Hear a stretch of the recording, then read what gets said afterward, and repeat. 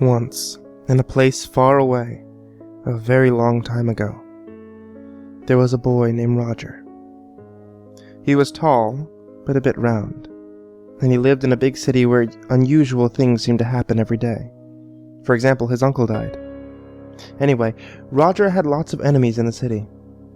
All the people he used to like were now his enemies because he changed. He used to be a really successful banker named Ron, but now he decided to go another way. And now he's a hobo named Roger. Because of this, his friends thought they didn't like him anymore, so they said, "You're our enemy now." And Roger was like, "Oh no, I have no friends, but loads of enemies."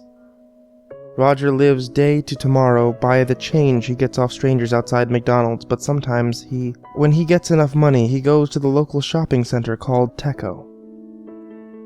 He only buys things when they're on sale because he doesn't have any much money. Sometimes, he even gets enough change to buy chicken when it's on sale. And he goes into KFC and says, "Can you cook this for me?" And they do it because they're his enemies and spit in the food. Yuck. Today, on the most windy and stormy and rainy and cloudy and sad of days, he decided that he needed to eat and went to Teco. When he went inside, there were no baskets. This was weird, Roger thought. That must be giving them a break today, so he kept going. He saw that the bread was on sale, so he was going to buy it, and then a big fat hairy man ran up to him and said, "No! That's not for you." And he took the sale sign away, which made the bread go back up to $100,000. This is all in the future, so that's normal for the future. Roger made a face similar to this, and he said, "But if you don't give me that, I will starve." And the fat man laughed, and his fat went bouncy from laughing. And then one of Ron's enemies died, so Ron felt his anger rising. That happens when his enemies die. And he punched the man so hard that his fat fell off, and the man was so angry that he cried blood. And then the lights went out so fast that Roger knew that he was going to be murdered. A black mist came out from the cereal boxes, and the bacon was flying everywhere, pancake mix splattering over the counters. Freezers freezing at higher temperatures than normal, so that it was freezing the frozen pizzas as too much. Ron ran way far away to that aisle that always full of people. It has like loads of sweets and crisps. Yum. There was like 15 monsters there, all black with eyes, oogly with blood and tears that looked like bacon but were actually dead people's skin, and he screamed, "Fat man, help!" But when the fat man came he said, "You punched my fat and now you'll pay.